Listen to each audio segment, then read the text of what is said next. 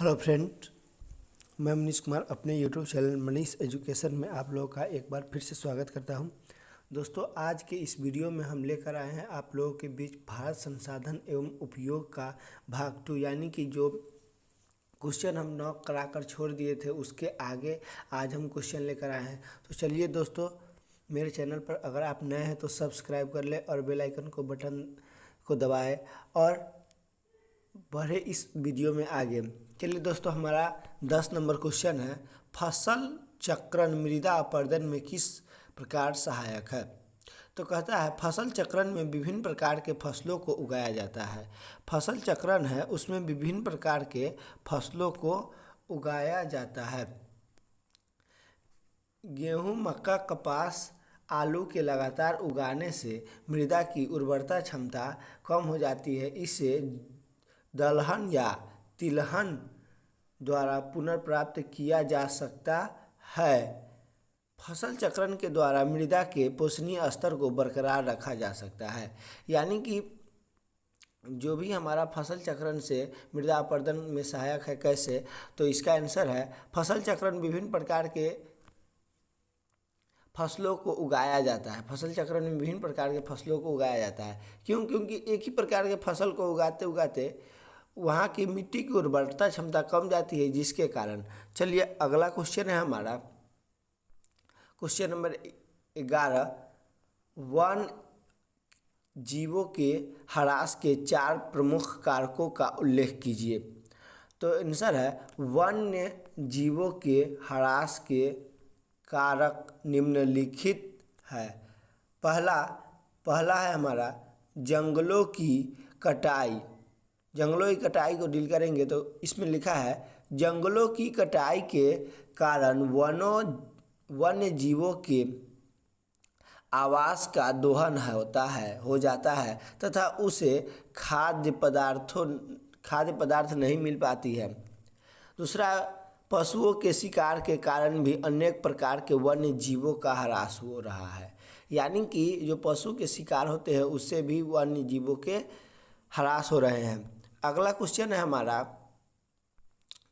अगला पॉइंट है 3 नंबर, रासायनिक खादों का कृषि में उपयोग करने से वन्य जीवों से खाते हैं, यानी कि वन्य जीव उसे खाते हैं और उनकी मृत्यु हो जाती है। अगला पॉइंट है जलवायु परिवर्तन के कारण भी इनका ह्रास हो रहा है। चलिए दोस्तों, अब अगला क्वेश्चन की ओर हम चलेंगे। तो हमारा अगला क्वेश्चन है क्वेश्चन नंबर 12, बिहार में वनों के अभाव के 2 कारणों का उल्लेख करें। यानी कि बिहार में क्या कारण है कि वनों का अभाव है। तो आंसर है बिहार में वनों के अभाव के कारण निम्न है। पहला, बिहार विभाजन, यानी कि पहला कारण यह है कि बिहार विभाजन। आंसर है आपका बिहार विभाजन के बाद बिहार में वन झारखंड में चला गया। यानी कि बिहार का जो वन है वो झारखंड में चला गया, जिस कारण वर्तमान समय में बिहार के 38 में से 17 जिलों में वन समाप्त हो गया है। पहला कारण है बिहार विभाजन। अब दूसरा है आपका वन क्षेत्र को कृषि क्षेत्र में बदलना। यानी कि जो वन का क्षेत्र है, जो वन की भूमि है, वह कृषि क्षेत्र में बदलना। बिहार के कुछ वन क्षेत्रों को पशुचारण से कृषि भूमि में बदला गया, जिस कारण अब बिहार में 7.1% भूमि पर वन क्षेत्र है। ऐसे 7% हम ऐसे बोल सकते हैं। चलिए दोस्तों, अगला क्वेश्चन है हमारा, कपास के उत्पादन में महाराष्ट्र क्यों प्रसिद्ध है। तो हम लोग जानते हैं कपास के उत्पादन के लिए काली मिट्टी आवश्यक है, यानी कि काली मिट्टी उपयुक्त होती है। तो आंसर है हमारा कपास के उत्पादन के लिए काली मृदा उपयुक्त होती है।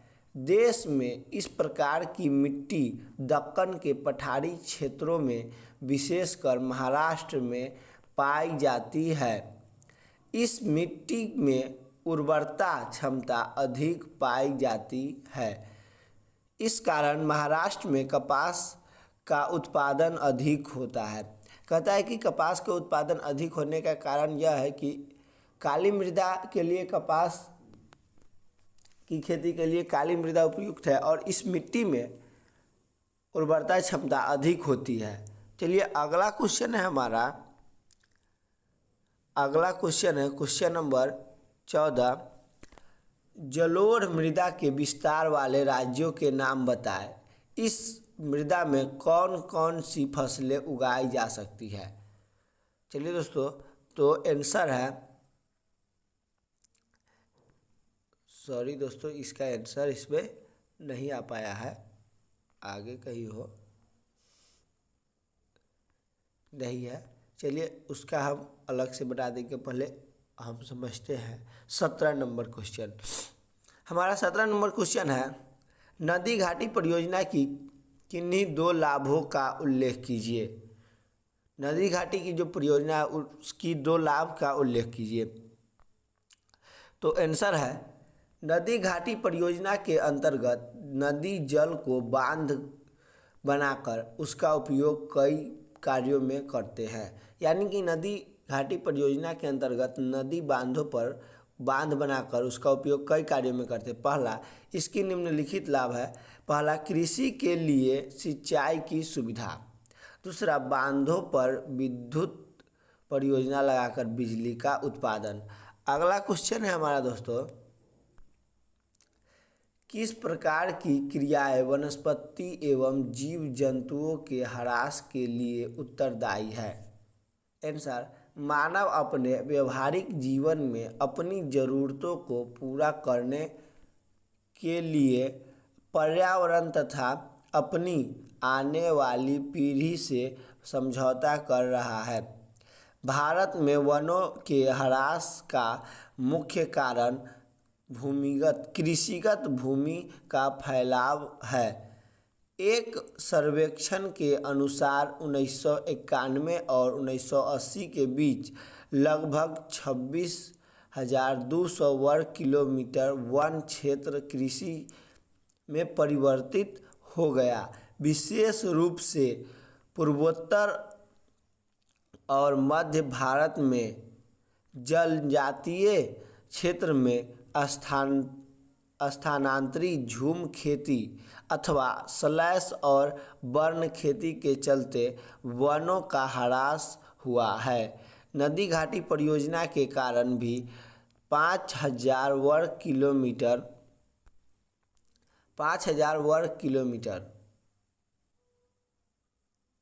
बर्बाद हो गया। अब 5,000 वर्ग किलोमीटर से अधिक वन क्षेत्रों का नष्ट करना पड़ा। यानी कि नदी घाटी जो परियोजना है उसके कारण भी 5,000 से ज़्यादा वन को नष्ट करना पड़ा। कहता है, वनों एवं वन्य जीवों के विनाश में पशुधन जैसे ईंधन के लिए लकड़ियों का उपयोग की भी काफ़ी भूमिका रही है। रेल मार्ग, सड़क मार्ग निर्माण, औद्योगिक विकास एवं नगरीकरण ने भी वन विस्तार को बड़े पैमाने पर तहस नहस किया है। भोजन, सुरक्षा एवं आनंद के लिए वन्य जीवों का शिकार वन्य जीवों के विनाश का एक बड़ा कारण है। इस प्रकार हम कह सकते हैं कि मानवों द्वारा शिकार, पशुचारण, पेड़ों की अंधाधुंध कटाई आदि क्रियाएं वनस्पति एवं जीव जंतुओं के ह्रास के लिए उत्तरदायी है। अब आगे हमारा दोस्तों क्वेश्चन नंबर 1 जो इसी का है लेकिन पार्ट अलग है, इसका इसी चैप्टर से आपका क्वेश्चन है। कहता है, बिहार में पाए जाने वाले प्रमुख खनिजों के नाम लिखिए। यानी कि बिहार में कौन से खनिज पाए जाते हैं उसके नाम लिखिए। तो बिहार में पाए जाने वाले प्रमुख खनिज निम्नलिखित है। पहला, अभ्रक। बिहार देश के अभ्रक उत्पादन में प्रथम स्थान रखता है। यहाँ उत्तम कोटि के रूबी अभ्रक तथा का उत्पादन किया जाता है। दूसरा है दोस्तों चूना पत्थर। भारत के चूना पत्थर उत्पादन में बिहार अग्रणी राज्य है। तीसरा है पाइराइट।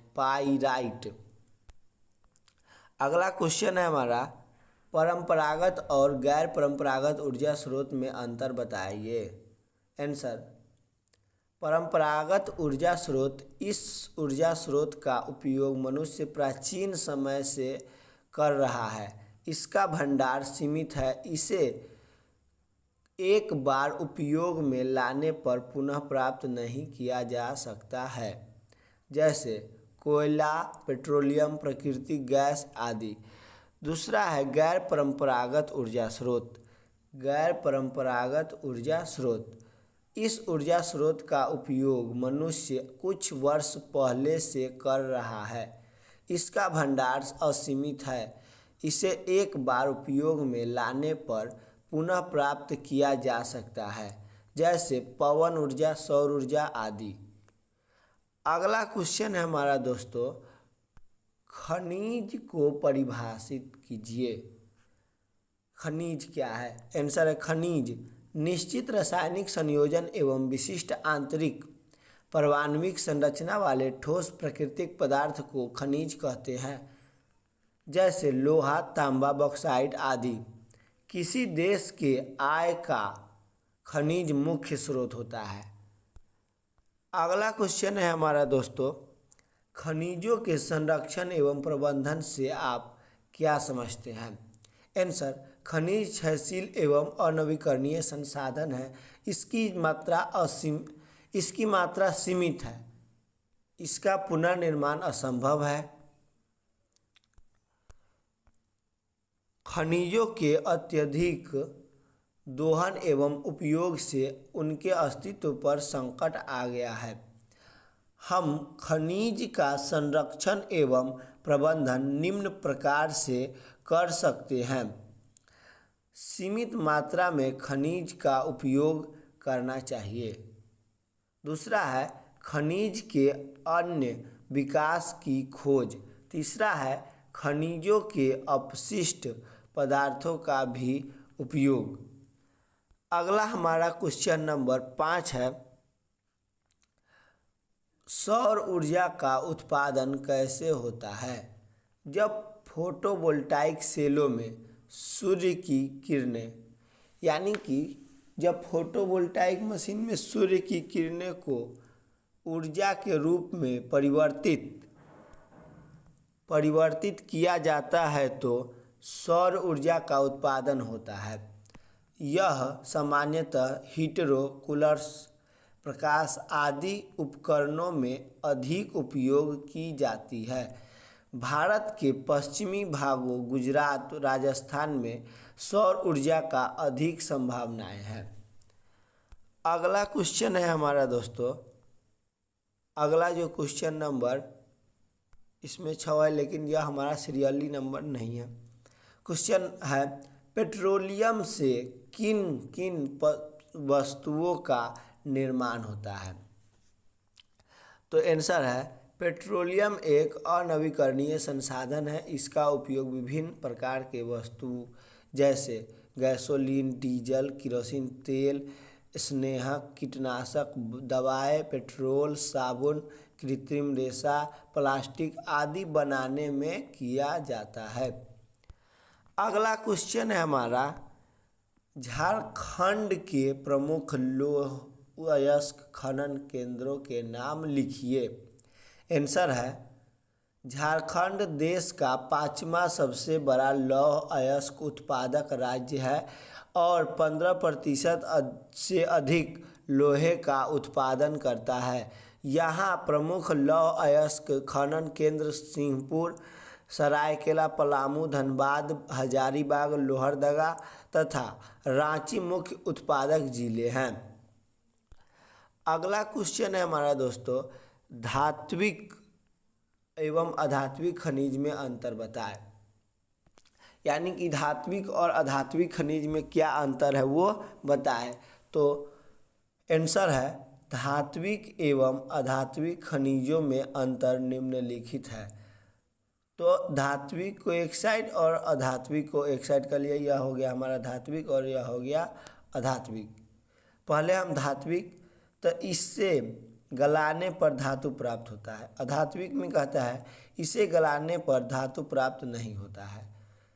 दूसरा है यह कठोर एवं चमकीले होते हैं और इसकी अपनी चमक होती है। तीसरा है ये प्रायः अग्नि चट्टानों में मिलते हैं। चौथा है, तीसरा इसका है और इसका तीसरा है ये प्रायः प्रदान चट्टान में मिलते हैं। अब हमारा अगला क्वेश्चन है वह है परमाणु शक्ति किन किन खनिजों से प्राप्त होता है। परमाणु शक्ति किन किन खनिजों से प्राप्त होता है। तो आंसर है जब उच्च अनुभार वाले परमाणु विखंडित होते हैं तो ऊर्जा का उत्सर्जन होता है, जिसे परमाणु शक्ति कहते हैं।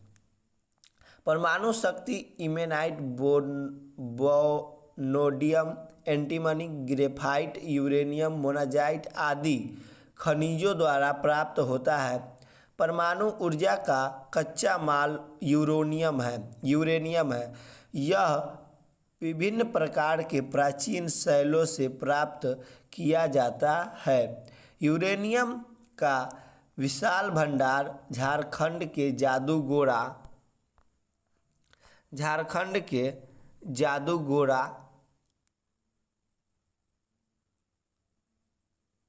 में है। चलिए दोस्तों, अब हम एक और क्वेश्चन है जो हमारा 5 नंबर का है उस पर चर्चा करेंगे। तो वह क्वेश्चन है हमारा सोन नदी घाटी परियोजना से उत्पादित जल विद्युत का वर्णन कीजिए। आंसर है सोन नदी घाटी परियोजना बिहार की सबसे पुरानी और पहली नदी घाटी परियोजना है। इसका विकास अंग्रेज सरकार ने 1874 में सिंचाई के लिए किया था। इस परियोजना से सूखा प्रभावित क्षेत्र को सिंचाई की सुविधा प्राप्त होने से बिहार का दक्षिणी पश्चिमी क्षेत्र की प्रति हेक्टेयर उत्पादन काफ़ी बढ़ गई और चावल की अधिक खेती होने लगी है। इस कारण से इस क्षेत्र को बिहार का चावल का कटोरा कहते हैं।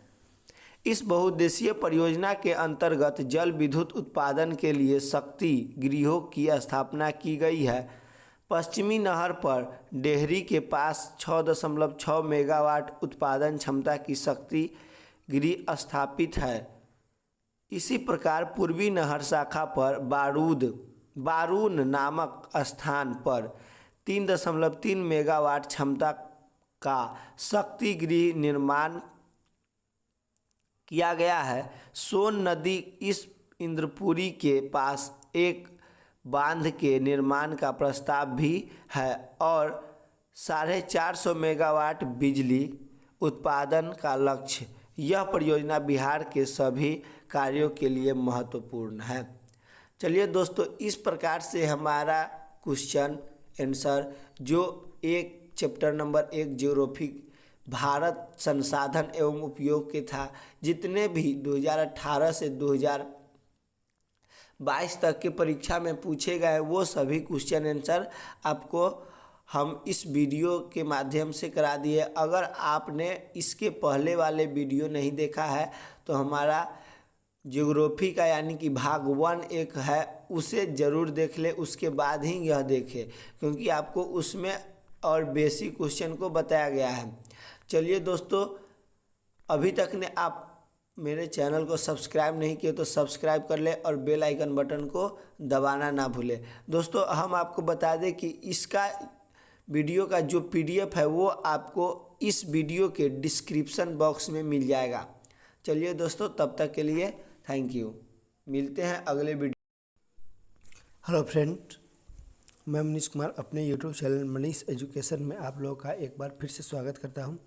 दोस्तों आज के इस वीडियो में हम लेकर आए हैं आप लोगों के बीच भारत संसाधन एवं उपयोग का भाग 2, यानी कि जो क्वेश्चन हम 9 कराकर छोड़ दिए थे उसके आगे आज हम क्वेश्चन लेकर आए हैं। तो चलिए दोस्तों, मेरे चैनल पर अगर आप नए हैं तो सब्सक्राइब कर ले और बेल आइकन को बटन को दबाएं और बढ़े इस वीडियो में आगे।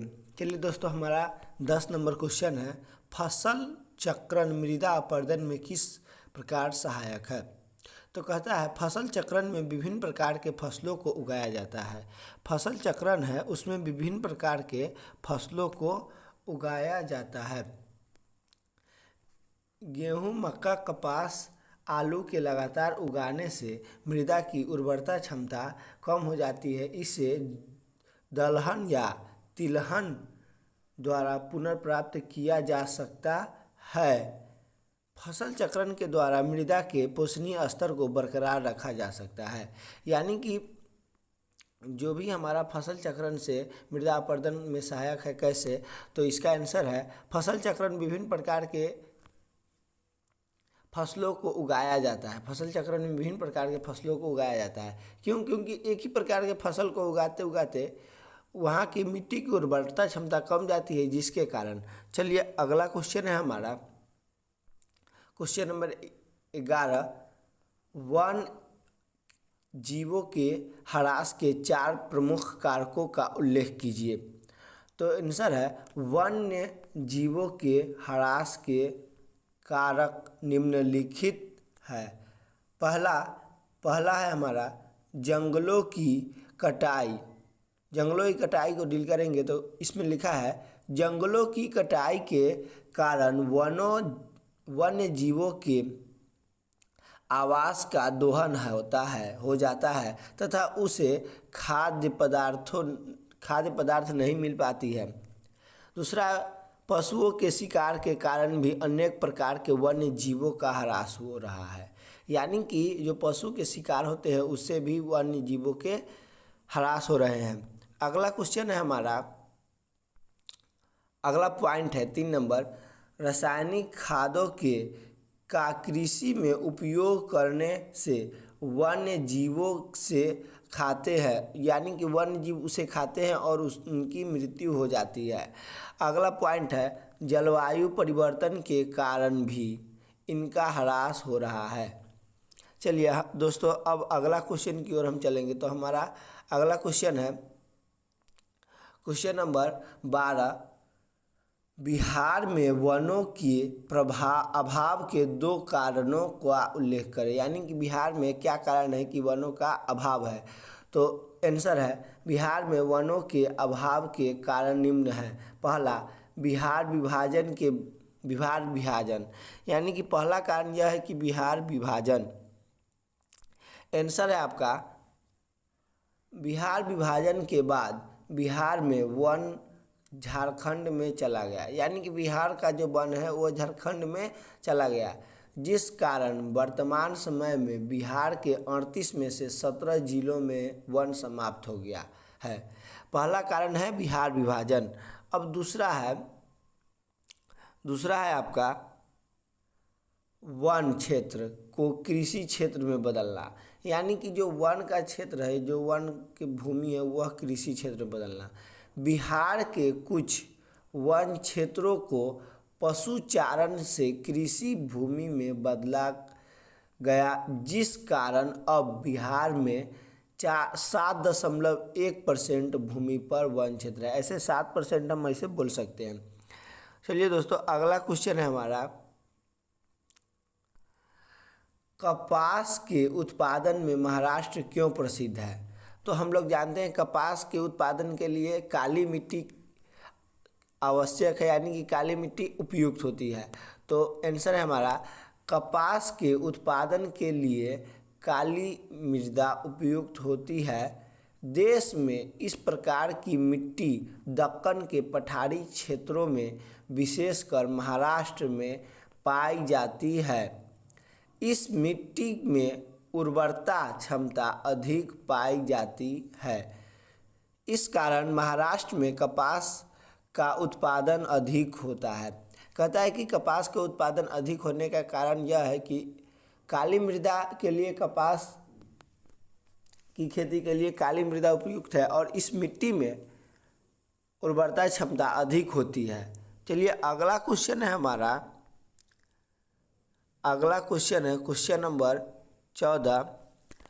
जलोढ़ मृदा के विस्तार वाले राज्यों के नाम बताएं। इस मृदा में कौन कौन सी फसलें उगाई जा सकती है। चलिए दोस्तों, तो आंसर है, सॉरी दोस्तों, इसका आंसर इसमें नहीं आ पाया है, आगे कहीं हो, नहीं है। चलिए उसका हम अलग से बता देंगे, पहले हम समझते हैं 17 नंबर क्वेश्चन। हमारा 17 नंबर क्वेश्चन है, नदी घाटी परियोजना की किन्हीं दो लाभों का उल्लेख कीजिए। नदी घाटी की जो परियोजना है उसकी दो लाभ का उल्लेख कीजिए।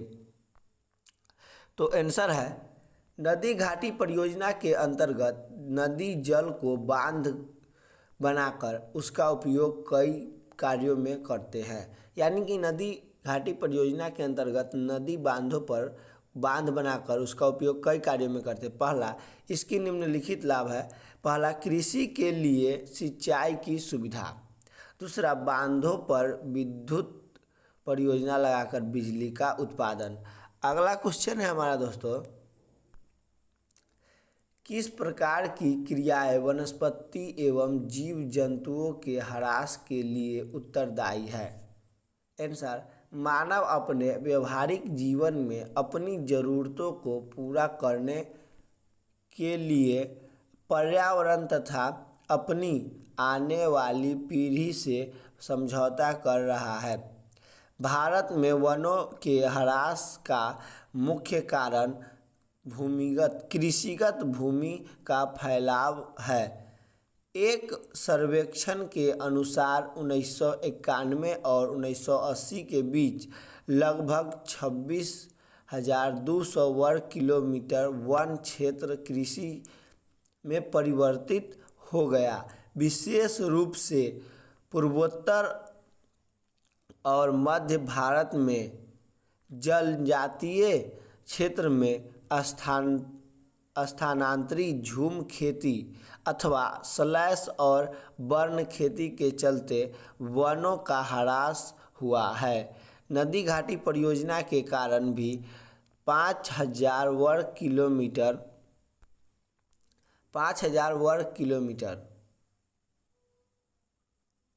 बर्बाद हो गया। अब 5,000 वर्ग किलोमीटर से अधिक वन क्षेत्रों का नष्ट करना पड़ा। यानी कि नदी घाटी जो परियोजना है उसके कारण भी 5,000 से ज़्यादा वन को नष्ट करना पड़ा। कहता है, वनों एवं वन्य जीवों के विनाश में पशुधन जैसे ईंधन के लिए लकड़ियों का उपयोग की भी काफ़ी भूमिका रही है। रेल मार्ग, सड़क मार्ग निर्माण, औद्योगिक विकास एवं नगरीकरण ने भी वन विस्तार को बड़े पैमाने पर तहस नहस किया है। भोजन, सुरक्षा एवं आनंद के लिए वन्य जीवों का शिकार वन्य जीवों के विनाश का एक बड़ा कारण है। इस प्रकार हम कह सकते हैं कि मानवों द्वारा शिकार, पशुचारण, पेड़ों की अंधाधुंध कटाई आदि क्रियाएं वनस्पति एवं जीव जंतुओं के ह्रास के लिए उत्तरदायी है। अब आगे हमारा दोस्तों क्वेश्चन नंबर 1 जो इसी का है लेकिन पार्ट अलग है, इसका इसी चैप्टर से आपका क्वेश्चन है। कहता है, बिहार में पाए जाने वाले प्रमुख खनिजों के नाम लिखिए। यानी कि बिहार में कौन से खनिज पाए जाते हैं उसके नाम लिखिए। तो बिहार में पाए जाने वाले प्रमुख खनिज निम्नलिखित है। पहला, अभ्रक। बिहार देश के अभ्रक उत्पादन में प्रथम स्थान रखता है। यहाँ उत्तम कोटि के रूबी अभ्रक तथा का उत्पादन किया जाता है। दूसरा है दोस्तों चूना पत्थर। भारत के चूना पत्थर उत्पादन में बिहार अग्रणी राज्य है। तीसरा है पाइराइट। अगला क्वेश्चन है हमारा, परंपरागत और गैर परंपरागत ऊर्जा स्रोत में अंतर बताइए। आंसर, परंपरागत ऊर्जा स्रोत इस ऊर्जा स्रोत का उपयोग मनुष्य प्राचीन समय से कर रहा है। इसका भंडार सीमित है। इसे एक बार उपयोग में लाने पर पुनः प्राप्त नहीं किया जा सकता है, जैसे कोयला, पेट्रोलियम, प्राकृतिक गैस आदि।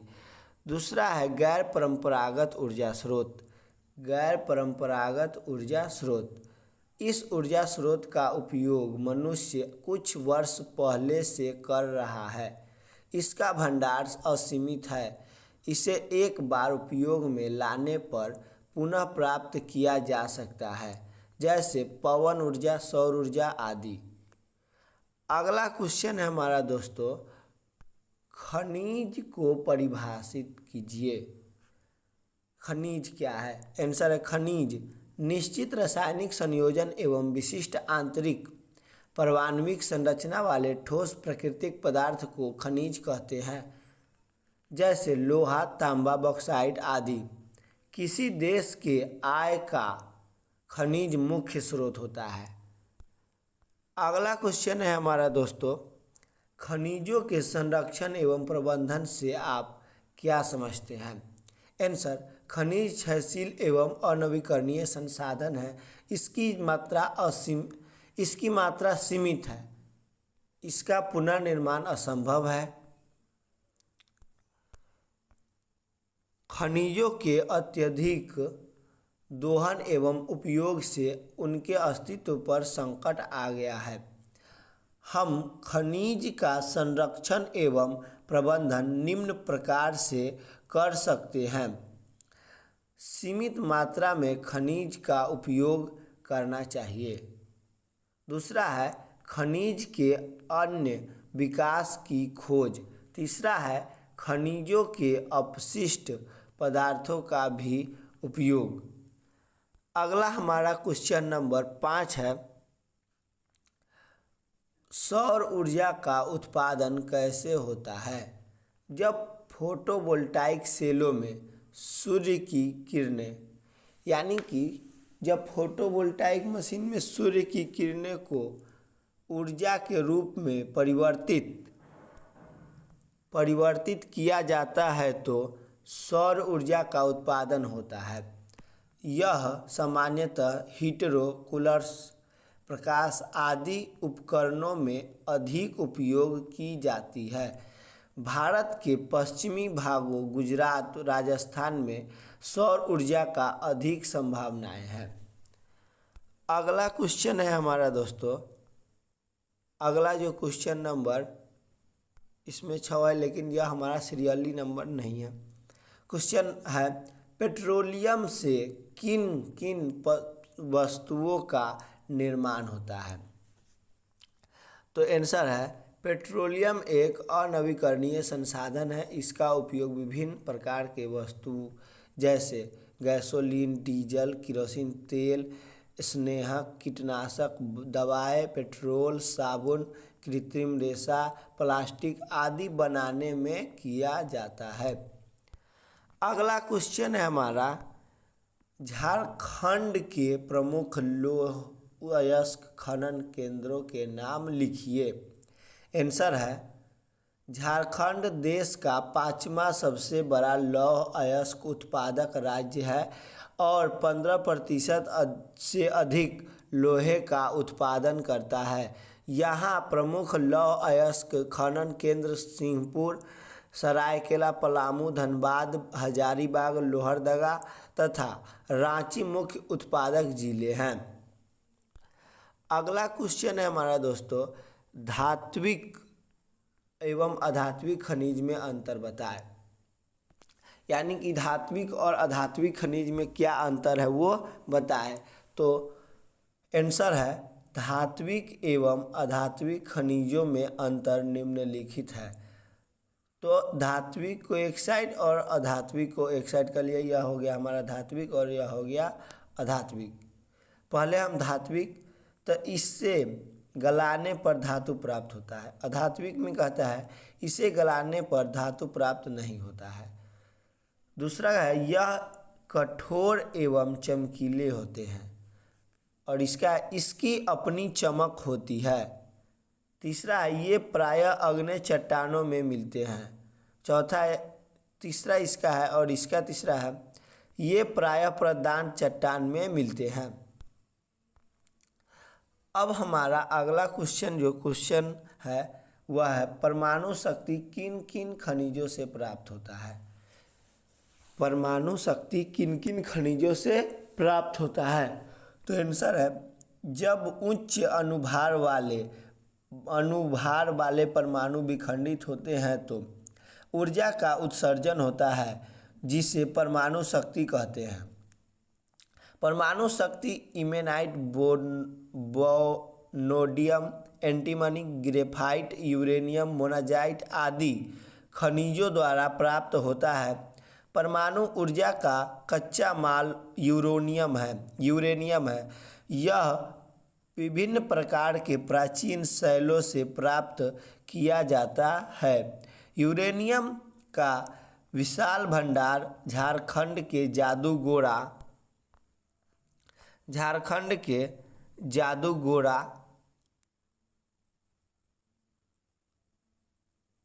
में है। चलिए दोस्तों, अब हम एक और क्वेश्चन है जो हमारा 5 नंबर का है उस पर चर्चा करेंगे। तो वह क्वेश्चन है हमारा सोन नदी घाटी परियोजना से उत्पादित जल विद्युत का वर्णन कीजिए। आंसर है सोन नदी घाटी परियोजना बिहार की सबसे पुरानी और पहली नदी घाटी परियोजना है। इसका विकास अंग्रेज सरकार ने 1874 में सिंचाई के लिए किया था। इस परियोजना से सूखा प्रभावित क्षेत्र को सिंचाई की सुविधा प्राप्त होने से बिहार का दक्षिणी पश्चिमी क्षेत्र की प्रति हेक्टेयर उत्पादन काफ़ी बढ़ गई और चावल की अधिक खेती होने लगी है। इस कारण से इस क्षेत्र को बिहार का चावल का कटोरा कहते हैं। इस बहुउद्देशीय परियोजना के अंतर्गत जल विद्युत उत्पादन के लिए शक्ति गृहों की स्थापना की गई है।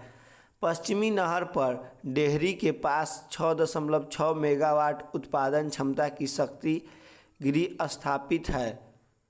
इसी प्रकार पूर्वी नहर शाखा पर बारून नामक स्थान पर 3.3 मेगावाट क्षमता का शक्ति गृह निर्माण किया गया है। सोन नदी इस इंद्रपुरी के पास एक बांध के निर्माण का प्रस्ताव भी है और 450 मेगावाट बिजली उत्पादन का लक्ष्य। यह परियोजना बिहार के सभी कार्यों के लिए महत्वपूर्ण है। चलिए दोस्तों, इस प्रकार से हमारा क्वेश्चन आंसर जो एक चैप्टर नंबर 1 ज्योग्राफी भारत संसाधन एवं उपयोग के था, जितने भी 2018 से 2022 तक के परीक्षा में पूछे गए वो सभी क्वेश्चन आंसर आपको हम इस वीडियो के माध्यम से करा दिए। अगर आपने इसके पहले वाले वीडियो नहीं देखा है तो हमारा ज्योग्राफी का यानी कि भाग 1 एक है, उसे ज़रूर देख ले, उसके बाद ही यह देखें, क्योंकि आपको उसमें और बेसिक क्वेश्चन को बताया गया है।